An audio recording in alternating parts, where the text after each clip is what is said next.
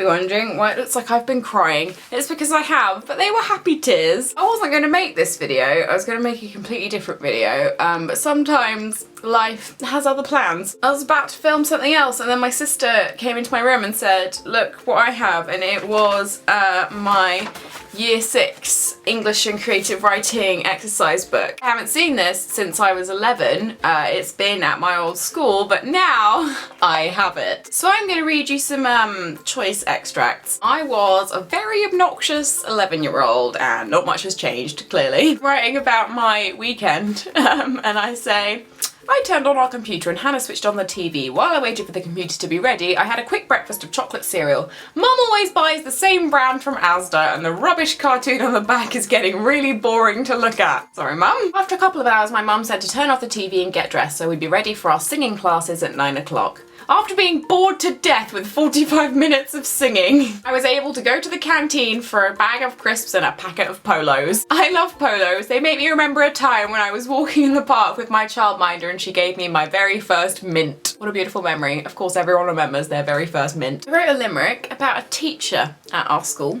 called Bob. Sorry Bob. There was a teacher called Bob who loved eating corn on the cob. He ate lots of cheese and got knobbly knees and soon his wife started to sob. There was a teacher called Bob who got caught up in a big mob. Nice. A girl tried to kiss him. She thought he was called Tim. But still, his wife started to sob. Come on, Bob's wife. She thought he was called Tim. I wrote a little essay about my friend, which is called Michelle, My Very Close Friend. I just wanted to read you the most disturbing parts of this.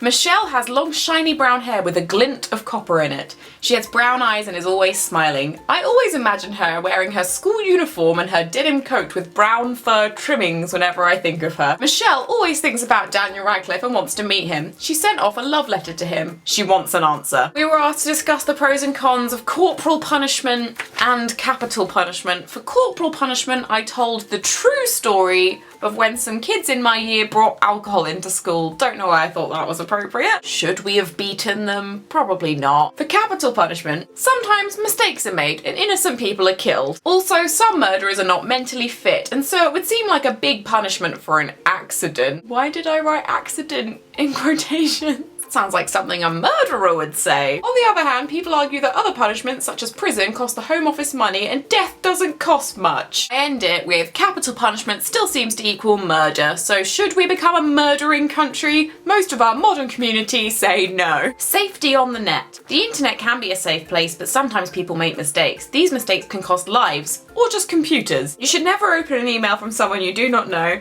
as it could contain a virus. Emails from family and friends are okay, but some emails that look harmless, e.g. the Avril Lavigne virus, supposedly containing great pictures of / information about Avril Lavigne, can mess up your computer. Speaking from personal experience there, clearly. And finally, this is the letter that made me cry laughing for honestly about 10 minutes. Here we go. This is an exercise in letter writing. Dear Will Smith, my school is holding a fair on Tuesday the 28th of March 2004. I wrote this in 2003, planning ahead a little bit. And we need, crossed out, and I wrote would, really like you to come and open it. You are a funny, brilliant actor, and nearly all the children here have seen you on the television. You are brilliant in The Fresh Prince of Bel-Air, and we would really like to meet you. The fair starts at 2 p.m. and ends at 5 p.m. If you can come, I will send you more details of the opening. Basically, I was going to kidnap Will Smith. Bonus, we were told to write a poem in the style of the Jabberwocky. It was evening, and the lithe badger did scratch and dig holes in the side of the hill.